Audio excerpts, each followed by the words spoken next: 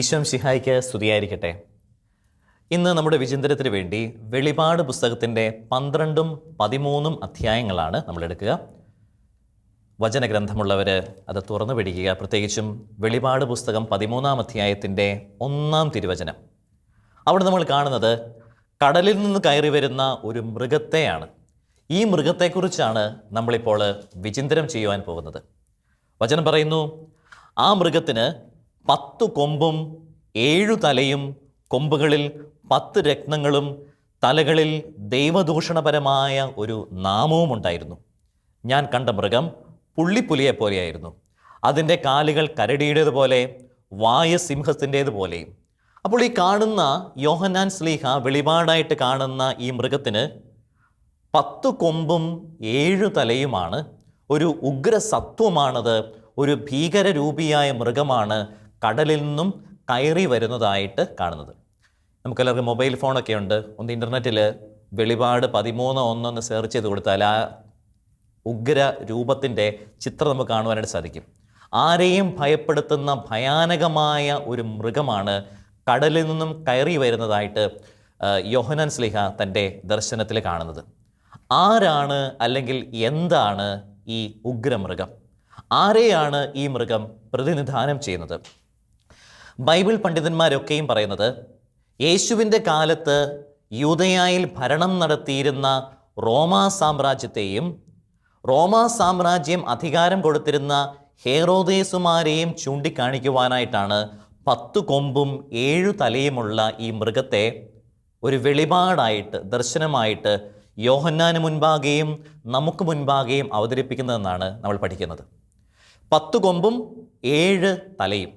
ഈ 7 തലകളെന്ന് പറയുന്നത് ആൻറ്റിപ്പാറ്റർ മുതൽ ക്രിസ്തുനാഥൻ്റെ ജനനത്തിൻ്റെ സമയം വരെ യൂദയ നാട് ഭരിച്ചിരുന്ന 7 ഹെറോദേസുമാരെയാണ് ചൂണ്ടിക്കാണിക്കുന്നത്. അപ്പോൾ 7 തലകൾ, 7 ഹെറോദേസുമാർ.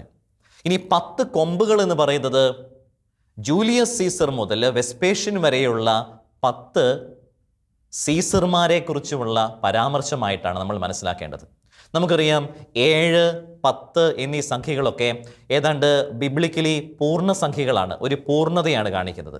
അപ്പോൾ 7 ഹെറോദേസുകളാകുമ്പോൾ, 10 എന്ന് പറയുന്നത് സീസർമാരാകുമ്പോൾ രാഷ്ട്രീയ അരാജകത്വത്തിൻ്റെ പൂർണ്ണതയെയും അതിൻ്റെ പരകോടിയെയുമാണ് കാണിക്കുന്നത്. യേശുനാഥൻ്റെ ജന്മസമയത്ത് നിലനിന്നിരുന്ന രാഷ്ട്രീയ അരാജകത്വത്തിൻ്റെയും ദുഷ്ടതയുടെയും ക്രൂരതയുടെയും നിഷ്ഠൂരതയുടെയും ഒക്കെ പൂർണ്ണതയെ വിളിച്ചറിയിക്കുന്ന മൃഗമാണ് വെളിപാട് പുസ്തകം 13ആം അധ്യായത്തിൻ്റെ 1-ാം തിരുവചനത്തിൽ നമ്മൾ കാണുന്നത്. നമുക്കറിയാം, യേശുനാഥൻ ജനിക്കുന്ന കാലയളവിൽ യൂദാ രാജ്യം റോമാ സാമ്രാജ്യത്തിൻ്റെ അധിനിവേശത്തിന് കീഴിലായിരുന്നു. അപ്പോൾ റോമാ സാമ്രാജ്യം ഭരിച്ചിരുന്നത് സീസർമാരായിരുന്നു. ഞാൻ പറഞ്ഞതുപോലെ ജൂലിയസ് സീസർ മുതൽ അഗസ്റ്റസ് സീസറും അങ്ങനെ വെസ്പേഷ്യൻ വരെയുള്ള 10 സീസർമാരാണ് റോമാ സാമ്രാജ്യം ഭരിച്ചിരുന്നത്. അവർക്ക് നേരിട്ട് ഭരണം നടത്തുവാനായിട്ട് ബുദ്ധിമുട്ടുള്ളത് കൊണ്ട്, അതായത് ജെറുസലേം റോമയിൽ നിന്നും ഒത്തിരി വിദൂരത്തായിരുന്നത് കൊണ്ട് ഹെറോദേസുമാരെ നിയോഗിച്ച് ഹെറോദേസുമാരായിരുന്നു യൂദയായുടെ ഭരണം നടത്തിയിരുന്നത്. അപ്പോൾ ഈ 2 ഗണം ആളുകളും, സീസർമാരായിക്കൊള്ളട്ടെ ഹെറോദേസുമാരായിക്കൊള്ളട്ടെ, ദുഷ്ടതയുടെ പര്യായമായിരുന്നു. നിഷ്ഠൂരരും അല്പം പോലും ദയയും കാരുണ്യവും ജനത്തോട് കാണിക്കാത്തതുമായ വ്യക്തികളുമായിരുന്നു. അതുപോലെ തന്നെ ലൈംഗികവും ജഡികവുമായ ഈ ലോകത്തിൻ്റെതായ സകല തിന്മകളിലും വ്യാപരിച്ചിരുന്ന അവർ ഈ ഭൂമി കണ്ടിട്ടുള്ളതിൽ വെച്ച് ഏറ്റവും ദുഷ്ടവും ഏറ്റവും നീചവുമായ ഭരണമായിരുന്നു കാഴ്ചവെച്ചിരുന്നത്. അപ്പോൾ അതിനെ സൂചിപ്പിക്കുന്ന ഒരു മൃഗമാണ് കടലിൽ നിന്നും കയറി വരുന്നത്. അപ്പോൾ യേശു ജനിക്കുന്ന ഒരു കാലയളവ് എന്ന് പറയുന്നത് ഏറ്റവും മോശപ്പെട്ട ഭരണം ഈ ഭൂമിയിൽ നിലനിന്നിരുന്ന ഒരു കാലഘട്ടത്തിലാണ് ക്രിസ്തുനാഥൻ ജനിക്കുന്നത്. ഇനി ചോദ്യം വരുന്നത് ഇവിടെയാണ്, ആരാണ് റോമാ സാമ്രാജ്യത്തിന് ഇത്തരം തിന്മയുടെ അധികാരം നൽകിയത്? ആരാണ് ഹെറോദേസുമാർക്ക് ഇത്രമാത്രം തിന്മ പ്രവർത്തിക്കാനുള്ള പ്രചോദനവും ശക്തിയും നൽകിയത്? എങ്ങനെയാണ് ഈ രണ്ട് ഗണം ആളുകളും ഈ അധികാരികളൊക്കെയും തിന്മയുടെ മൂർത്തിരൂപങ്ങളായിട്ട് മാറിയത്?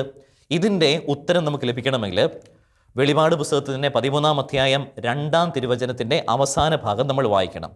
സർപ്പം തൻ്റെ ശക്തിയും സിംഹാസനവും വലിയ അധികാരവും ഈ കടലിൽ നിന്ന് കയറി വന്ന ആ ഭീകരമായ മൃഗത്തിന് നൽകിയിരുന്നു. അപ്പോൾ ആരാണ് അധികാരം നൽകിയത്? സർപ്പമാണ് അധികാരം നൽകിയത്. ഏത് സർപ്പമാണ്? എവിടെ നിന്ന് വരുന്ന സർപ്പമാണ്? ആരാണ് ഈ അധികാരം നൽകിയ തിന്മയുടെ മൂർത്തിരൂപമായ ഈ സർപ്പം? ആ സർപ്പത്തെക്കുറിച്ചുള്ള വിവരണം നമ്മൾ കാണുന്നത് വെളിപാട് 12-ാം അധ്യായത്തിലാണ്. പരിശുദ്ധ അമ്മയെക്കുറിച്ചുള്ള പരാമർശമുള്ള വെളിപാട് 12-ാം അധ്യായത്തിൻ്റെ 2-ാം തിരുവചനം നമ്മൾ വായിക്കുന്നുണ്ട്.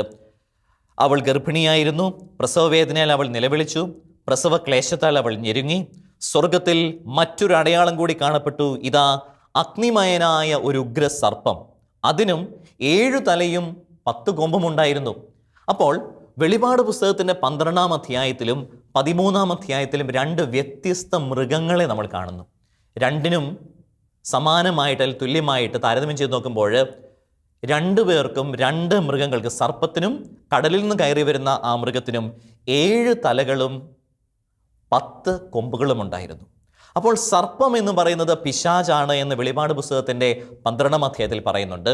പിശാച് ഭൂമിയിൽ നേരിട്ട് ഭരണം നടത്തുന്നത് എങ്ങനെയോ അതുപോലെ തന്നെയായിരുന്നു റോമാ സാമ്രാജ്യത്തിൻ്റെ കേന്ദ്ര ഭരണം നടത്തിയിരുന്ന സീസർമാരും യൂദയ പ്രവിശ്യയുടെ ഭരണം നടത്തിയിരുന്ന ഹെറോദേസുമാരും ഈ ഭൂമിയിൽ ഭരണം നടത്തിയിരുന്നത്.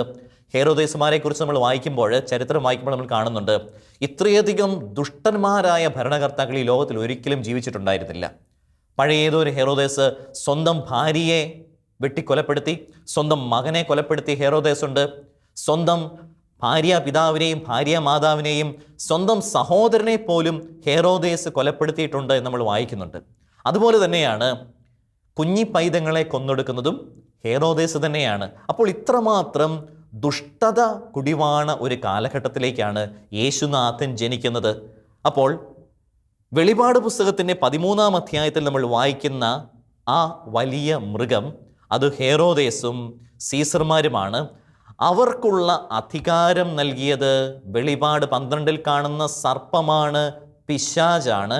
മറ്റൊരു വിധത്തിൽ പറഞ്ഞാൽ പിശാച് തൻ്റെ എല്ലാ അധികാരവും തൻ്റെ എല്ലാ ശക്തിയും ഈ ഭൂമിയിൽ ഇറക്കി വയ്ക്കുന്നത് ഇവരിലൂടെയാണ്. പിശാച് തൻ്റെ തിന്മയുടേതായിട്ടുള്ള എല്ലാ കുടില തന്ത്രങ്ങളും ഈ ഭൂമിയിൽ യാഥാർത്ഥ്യമാക്കിയത് ഈ ഭരണ അധികാരികളിലൂടെ തന്നെയായിരുന്നു. പിശാച് എങ്ങനെയോ അതുപോലെ തന്നെയായിരുന്നു ഈ കടലിൽ നിന്നും കയറി വരുന്ന മൃഗം. 2 പേർക്ക് നമ്മൾ പറഞ്ഞു കഴിഞ്ഞു, 7 തലയും 10 കൊമ്പുകളും ഉണ്ടായിരുന്നു. പിശാചിൻ്റെ ഒരു ഫോട്ടോ കോപ്പി പോലെയായിരുന്നു 13-ാം അധ്യായത്തിൽ നമ്മൾ കാണുന്ന ഈ മൃഗമെന്ന് പറയുന്നത്. പിശാച് എങ്ങനെയോ അതുപോലെ തന്നെ, പിശാച് എങ്ങനെ പ്രവർത്തിക്കുന്നോ അതുപോലെ തന്നെ ദുഷ്ടരായിട്ട് ജീവിച്ചു പോയിരുന്ന, ദുഷ്ടരായിട്ട് ഈ ഭൂമിയിൽ ഭരണം നടത്തിയവരായിരുന്നു സീസർമാരും ഹെറോദേസുമാരും. അതിനെക്കുറിച്ചാണ് നമ്മൾ വെളിപാട് 12-ഉം 13-ഉം അധ്യായങ്ങളിൽ നമ്മൾ വായിക്കുന്നത്. അപ്പോൾ വെളിപാട് 12-ൽ നമ്മൾ സർപ്പത്തെക്കുറിച്ച് വായിക്കുന്നു, 13-ൽ നമ്മൾ വായിക്കുന്നുണ്ട് സർപ്പം ഈ മൃഗത്തിന് സർവ്വ അധികാരവും നൽകി. അതായത് സർപ്പത്തിൻ്റെ ഈ ഭൂമിയിലെ സ്ഥാനപതിയായിരുന്നു ഹെറോദേസുമാരും സീസർമാരും. ഞാൻ പറഞ്ഞു ഫോട്ടോ കോപ്പി പോലെ. പിശാച് എങ്ങനെയായിരിക്കുന്നോ അതുപോലെ തന്നെ പിശാചിൻ്റെ ഹിതമനുസരിച്ച് പിശാചിൻ്റെ മനസ്സറിഞ്ഞ് പ്രവർത്തിക്കുന്ന തിന്മയുടെ ആൾരൂപങ്ങളായിരുന്നു ഹെറോദേസും അതുപോലെ തന്നെ നമ്മുടെ സീസർമാരുമൊക്കെയും. അപ്പോൾ പിശാചിൻ്റെ സ്ഥാനപതി, എന്താണ് സ്ഥാനപതി എന്നുള്ളതിൻ്റെ അർത്ഥം? നമുക്കറിയാം, നമ്മുടെ ദേശത്തും ഇന്ത്യയിലും നമ്മൾ സ്ഥാനപതികളെ മറ്റു ദേശങ്ങളിലേക്ക് അയക്കാറുണ്ട്. കാരണം നമ്മുടെ ഇന്ത്യയിലെ ഭരണാധികാരികൾക്ക് എപ്പോഴും വിദേശ രാജ്യങ്ങളിൽ പോയിരിക്കുകയോ അവരോട് ചർച്ച ചെയ്യുകയോ എപ്പോഴും ചെയ്തുകൊണ്ടിരിക്കാൻ സാധ്യമല്ല. അപ്പോൾ നമ്മുടെയൊക്കെ പ്രതിനിധിയായിട്ട്, നമ്മുടെ ഭരണാധികാരികളുടെ പ്രതിനിധിയായിട്ട് നമ്മൾ ആരെ അയക്കും? സ്ഥാനപതിയെ മറ്റു രാജ്യങ്ങളിലേക്ക് അയക്കാറുണ്ട്. അപ്പോൾ സ്ഥാനപതികളൊക്കെയും നമ്മുടെ ഭരണാധികാരികളുടെ മനസ്സറിഞ്ഞ് അവരുടെ താല്പര്യമറിഞ്ഞാണ് മറ്റു രാജ്യങ്ങളിൽ പ്രവർത്തിക്കുന്നത്. അതുപോലെ തന്നെയായിരുന്നു ഹെരോദേസുമാരും സീസർമാരും. പിശാചിൻ്റെ മനസ്സറിഞ്ഞ് പിശാചിൻ്റെ ഹിതമനുസരിച്ച് ക്രൂരതയുടെയും തിന്മയുടെയും മൂർത്തീഭാവങ്ങളായിട്ട് പിശാചിനെ തന്നെയാണ് അവർ ഭൂമിയിൽ പ്രതിനിധാനം ചെയ്തത് എന്ന സത്യം നമ്മൾ മനസ്സിലാക്കേണ്ടിയിരിക്കുന്നു. അവിടെയാണ്, അതിന് മധ്യയാണ് ഈശോ ജനിക്കുന്നത്. അവിടെയാണ് കഥ ഒരു ക്ലൈമാക്സിലേക്ക്, ഒരു വലിയൊരു ട്വിസ്റ്റിലേക്ക് പോകുന്നത്. യേശു ജനിക്കുന്നു എന്ന് മാത്രമല്ല, ഈ സാമ്രാജ്യ ശക്തികൾക്കെതിരെ തിന്മയുടെയും റോമയുടെയും ഹേറോദേസുമാരുടെയും ഒക്കെ സാമ്രാജ്യ ശക്തികൾക്കെതിരെ പടപൊരുതുവാനായിട്ട് വെളിപാട് പുസ്തകത്തിൻ്റെ 12-ാം അധ്യായത്തിൽ നമ്മൾ കാണുന്നത് വലിയ മറ്റൊരു സൈന്യത്തെയല്ല, മറിച്ച് ഒരു സാധാരണക്കാരി പെൺകുട്ടിയെയാണ്. മറിയം എന്നാണ് അവളുടെ പേര്. അപ്പോൾ ഈ മറിയമാണ് തിന്മയുടെ ശക്തികൾക്കെതിരെ പടപൊരുതുന്നത്. വചനം നമ്മൾ കാണുന്നുണ്ട്, സ്വർഗത്തിൽ വലിയ ഒരു അടയാളം കാണപ്പെട്ടു. സൂര്യനെ ഉടയാടയാക്കിയ ഒരു സ്ത്രീ, അവളുടെ പാദങ്ങൾക്ക് അടിയിൽ ചന്ദ്രൻ, ശിരസിൽ 12 നക്ഷത്രങ്ങൾ കൊണ്ടുള്ള കിരീടം. അപ്പോൾ ചുരുക്കി പറഞ്ഞാൽ, തിന്മയുടെ ശക്തികൾക്കെതിരെ പടപൊരുതുവാനായിട്ടുള്ള ശക്തിയും ഊർജവും ദൈവം നൽകിയിരിക്കുന്നത് പരിശുദ്ധ കന്യകാമറിയത്തിനാണ്. ഇന്നും ഈ ലോകത്തിൽ തിന്മയുടെ ശക്തികൾ പിടിമുറുക്കുമ്പോൾ, സാത്താൻ സ്വയമേവ ഇറങ്ങി വന്ന് ഈ ഭൂമിയുടെ ഭരണാധികാരിയായിട്ട് പിടിമുറുക്കുമ്പോൾ, നമുക്ക് ആശ്രയമായിട്ടുള്ളത് ഒരൊറ്റ വ്യക്തി മാത്രമാണ്, പരിശുദ്ധ കന്യകാമറിയം. കാരണം ആ അമ്മ ഉദരത്തിൽ സംഭവിക്കുന്നത്, ആ അമ്മ കരങ്ങളിൽ സംഭവിക്കുന്നത് ദൈവവചനത്തെയാണ്, ദൈവത്തിൻ്റെ പുത്രനെയാണ് ആ അമ്മ തൻ്റെ ഉദരത്തിൽ സംഭവിക്കുന്നത്. അപ്പോൾ പരിശുദ്ധ അമ്മയെ ഏറ്റവും ശക്തിയുള്ള പിശാചിൻ്റെ കുടിലതന്ത്രങ്ങൾക്കെതിരെ പോരാടുവാനായിട്ടുള്ള ഏക ശക്തിയായിട്ടാണ് വിശുദ്ധ ഗ്രന്ഥം ചിത്രീകരിച്ചിരിക്കുന്നത്. പ്രത്യേകിച്ചും വെളിപാടിൻ്റെ 12-ാമത്തെ അധ്യായം നമുക്കറിയാം. ഉൽപ്പത്തി പുസ്തകം 3-ാം അധ്യായം 15-ാം തിരുവചനത്തിൽ ഒരു പ്രവചനമുണ്ട്. പരിശുദ്ധ അമ്മയെക്കുറിച്ചും യേശുനാഥനെക്കുറിച്ചും എപ്രകാരമാണ് മറിയത്തിൻ്റെ സന്തതി പിശാചിൻ്റെ തല തകർക്കും എന്നുള്ളതിനെക്കുറിച്ചുള്ള ഒരു പ്രവചനം. അപ്പോൾ ആ പ്രവചനം പൂർത്തിയാകുന്നത് വെളിപാട് പുസ്തകം 12-ാം അധ്യായത്തിലും 13-ാം അധ്യായത്തിലുമാണ്. തിന്മയുടെ തല തകർക്കുവാനായിട്ട് ദൈവം തിരഞ്ഞെടുത്തത് ഒരു സാധാരണ പെൺകുട്ടിയായിരുന്നു. തിന്മയെ നിർവീര്യമാക്കുവാനായിട്ട് ഇന്നും നമ്മളോടൊപ്പമുള്ളത്, നമുക്ക് മുറുകെ പിടിക്കാവുന്നത് പരിശുദ്ധ കന്യകാമറിയത്തെ തന്നെയാണ്. ചിന്തിച്ചു നോക്കിയാൽ അത്ഭുതം തോന്നും. കാരണം തിന്മയുടെ ശക്തികൾ എന്ന് പറയുന്നത് വളരെ പവർഫുള്ളാണ്. ഈ ഗ്രന്ഥങ്ങളിലൊക്കെയും പിശാച് അല്ലേ, വലിയ 7 തലയും 10 കൊമ്പുകളും ഒക്കെ ആയിട്ട് ഭൂമി മുഴുവൻ വ്യാപിച്ച് തിന്മ ഇങ്ങനെ വ്യാപരിക്കുകയാണ് എല്ലായിടത്തും. അവിടെ ഒരു സ്ത്രീ മാത്രം അതിനെതിരെ പോരാടുന്നു. ദൈവത്തിൻ്റെ ശക്തിയാൽ നിറഞ്ഞ്, ദൈവവചനത്താൽ നിറഞ്ഞ്, എല്ലാം ഹൃദയത്തിൽ സംഗ്രഹിച്ചുകൊണ്ട് ഒരു സാധാരണക്കാരി സ്ത്രീ, പരിശുദ്ധ അമ്മ, ദൈവകൃപയാൽ നിറഞ്ഞുകൊണ്ട് പോരാടുകയാണ് തിന്മയുടെ സാമ്രാജ്യ ശക്തികൾക്കെതിരെ. ഇത്രമാത്രം ചിന്തിച്ചാൽ മതി. നമ്മുടെ ഇന്ത്യയിൽ പണ്ട് ബ്രിട്ടീഷ് ഭരണമുണ്ടായിരുന്നു. എത്രമാത്രം കരുത്തരും പ്രബലരുമായിരുന്നു ബ്രിട്ടീഷുകാരെന്ന് ഞാൻ പറയാതെ തന്നെ നിങ്ങൾക്ക് ഓരോരുത്തർക്കും അറിയാം. ഈ ബ്രിട്ടീഷ് സാമ്രാജ്യത്തെ തുരത്തുവാനായിട്ട് ഒരു സാധാരണക്കാരി പെൺകുട്ടി ഉണർന്നെഴുന്നേറ്റാൽ നമ്മൾ അത്ഭുതപ്പെടില്ലേ? അവളുടെ പ്രാർത്ഥന വഴിയായിട്ട്, ദൈവകൃപ മാത്രം വഴിയായിട്ട്, അവളുടെ ജീവിത വിശുദ്ധി വഴിയായിട്ട്, എല്ലാം ഹൃദയത്തിൽ സംഗ്രഹിക്കുക വഴിയായിട്ട് ബ്രിട്ടീഷ് സാമ്രാജ്യത്തെ ഒരു സാധാരണ പെൺകുട്ടി പരാജയപ്പെടുത്തി കഴിഞ്ഞാൽ എങ്ങനെയിരിക്കും? അതിലും ശക്തവും അതിലും അതീതവുമായിരുന്നു പരിശുദ്ധ അമ്മയെ കൊണ്ട് നേടിയെടുക്കുവാൻ കഴിഞ്ഞത്. സ്വന്തം വിശുദ്ധി കൊണ്ട്, സ്വന്തം പ്രാർത്ഥനാ ചൈതന്യം കൊണ്ട്, സ്വന്തം എളിമ കൊണ്ട് പാപത്തിൻ്റെ തല തകർക്കുവാനായിട്ട്, തിന്മയെ അടിച്ചമർത്തുവാനായിട്ട് പരിശുദ്ധ കന്യകാമറിയത്തിന് കഴിയുന്നുണ്ട് എന്നുള്ള സത്യമാണ് വെളിപാട് 12-ാം അധ്യായത്തിലും 13-ാമത്തെ അധ്യായത്തിലും നമ്മൾ കാണുന്നത്. ക്രിസ്തുവിലേറെ സ്നേഹമുള്ളവരെ, സാത്താൻ ഇന്നും ഭരണം നടത്തുന്നുണ്ട്. സാത്താൻ ഇന്നും സ്ഥാനപതികളെ പലയിടങ്ങളിലുമായിട്ട് അപ്പോയിന്റ് ചെയ്യുന്നുണ്ട്. സാത്താൻ്റെ ശക്തി, സാത്താൻ്റെ കുടിലതന്ത്രങ്ങൾ ഇന്നും മനുഷ്യരിലൂടെ തന്നെയാണ് പ്രപഞ്ചത്തിലേക്ക് അവൻ അയക്കുന്നത്. സാത്താൻ സ്ഥാനപതികളായിട്ടെന്ന് തേടുന്നത് പലപ്പോഴും നമ്മൾ സാധാരണക്കാരായ വ്യക്തികളൊക്കെ തന്നെയാണ്. ഒരുപക്ഷെ പുരോഹിതനായ എന്നിലൂടെ, സന്യസ്തരിലൂടെ, കുടുംബജീവിതത്തിലായിരിക്കുന്നവരിലൂടെ, യുവജനങ്ങളിലൂടെയൊക്കെ സാത്താൻ തൻ്റെ സ്ഥാനപതികളെ കണ്ടെത്തുകയും തിന്മയുടെ ശക്തി ഈ ഭൂമിയിൽ പ്രചരിപ്പിക്കുകയും ചെയ്യുന്നുണ്ട്. ആദ്യമേ കുടുംബങ്ങളിൽ തന്നെ ആരംഭിക്കാം. ഈ കഴിഞ്ഞ 8-10 വർഷങ്ങളായിട്ട് പല കുടുംബങ്ങളിലും അവിശ്വസ്തത വളരെ പ്രബലമാകുന്നതായിട്ട് കണ്ടിട്ടുണ്ട്. പണ്ടൊക്കെ ദാമ്പത്യ ജീവിതത്തിൽ ഭാര്യാഭർത്തൃ സ്നേഹത്തിനിടയിൽ ഒരിക്കലും വിള്ളലുകൾ ഉണ്ടായിരുന്നില്ല. പരസ്പര ധാരണയിലും സ്നേഹത്തിലുമൊക്കെ കടന്നുപോയിരുന്ന പല ദാമ്പത്യങ്ങളും ഈ അടുത്തിടയ്ക്കായിട്ട് പല അസ്വാരസ്യങ്ങളിലൂടെ കടന്നു പോകുന്നതായിട്ട് എൻ്റെ ശ്രദ്ധയിൽപ്പെട്ടിട്ടുണ്ട്. ഒരു കുഴപ്പവുമില്ലാതെ നല്ല രീതിയിൽ ജീവിച്ചു പോകുന്ന ഭാര്യാഭർത്താക്കന്മാർ പെട്ടെന്ന് അവർ തമ്മിൽ ഉരസലുണ്ടാകുന്നു, പെട്ടെന്ന് അവർ തമ്മിൽ ശത്രുതയുണ്ടാകുന്നു, വഴക്കുണ്ടാകുന്നു, പരസ്പരം ക്ഷമിക്കുവാനായിട്ട് ഇന്ന് പല ദമ്പതിമാർക്കും കഴിയാതെ വരുന്നു. എവിടെ നിന്നറിയാതെ വലിയ പ്രശ്നങ്ങൾ ദാമ്പത്യ ജീവിതത്തെ പിടിച്ചു കുലുക്കുന്നുണ്ട്. ഇങ്ങനെ പല കുടുംബങ്ങളെക്കുറിച്ചും ഈ അടുത്തിടയ്ക്ക് ഞാൻ കേൾക്കാനിടയായി. അതായത് ഒരു കുഴപ്പവുമില്ലാതെ നല്ല രീതിയിൽ പൊയ്ക്കൊണ്ടിരുന്ന ദാമ്പത്യം പെട്ടെന്ന് വലിയ വലിയ പ്രശ്നങ്ങളുണ്ടാകുന്നു, സംശയങ്ങളുണ്ടാകുന്നു, പരസ്പരം കുറ്റം ആരോപിക്കുന്നു, അങ്ങനെ ദാമ്പത്യം തകരുന്നു, പരസ്പരം സംഭാഷണമില്ല, ക്ഷമിക്കുവാനായിട്ട് സാധിക്കുന്നില്ല. ഇങ്ങനെ പല കഥകൾ കേട്ട് കഴിഞ്ഞപ്പോൾ ഞാനിതിൻ്റെ ഒരു കാരണം തേടുവാനായിട്ടൊരു യാത്ര ആരംഭിച്ചു. എന്തുകൊണ്ടാണ് നല്ല ദമ്പതികൾ തമ്മിൽ പെട്ടെന്ന് വഴക്കുണ്ടാകുന്നത്, പെട്ടെന്ന് അസ്വസ്ഥത ഉണ്ടാകുന്നത് അവരുടെ ദാമ്പത്യ ജീവിതത്തിൽ? പലതിൻ്റെയും കാരണം തേടിയുള്ള യാത്രയ്ക്കൊടുവിൽ ഞാൻ അവസാനം ചെന്നു എത്തിയത് ഒരു വാക്കിലാണ്: ദാമ്പത്യ ജീവിതത്തിലെ അവിശ്വസ്തത. ഈ ഫോണും അതും ഇതുമൊക്കെ ആയിട്ടുള്ള ജീവിതം അങ്ങ് ആരംഭിച്ചപ്പോൾ മറ്റു പലരും ദാമ്പത്യ ജീവിതത്തിലേക്ക് കടന്നു വരുവാനായിട്ട് തുടങ്ങിയിട്ടുണ്ട്. നല്ല രീതിയിൽ പൊയ്ക്കൊണ്ടിരുന്ന ദാമ്പത്യ ജീവിതത്തിലേക്ക്, ഭാര്യയുടെ ജീവിതത്തിലേക്ക് ഫോണിലൂടെ എവിടെ നിന്നോ ഒരു സുഹൃത്ത് കടന്നു വരുന്നു, അല്ലെങ്കിൽ ഓഫീസിലായിക്കൊള്ളട്ടെ ഫോണിലൂടെ ആയിക്കൊള്ളട്ടെ ഭർത്താവിൻ്റെ ജീവിതത്തിലേക്ക് മറ്റൊരു സ്ത്രീ കടന്നു വരുന്നു. പ്രിയമുള്ളവരെ, ഇത് തിന്മയുടെ പ്രവർത്തനമാണ്. ഇങ്ങനെയാണ് നമ്മൾ ഓരോരുത്തരും നാം അറിയാതെ പിശാചിൻ്റെ സ്ഥാനപതികളായിട്ട് മാറുന്നത്.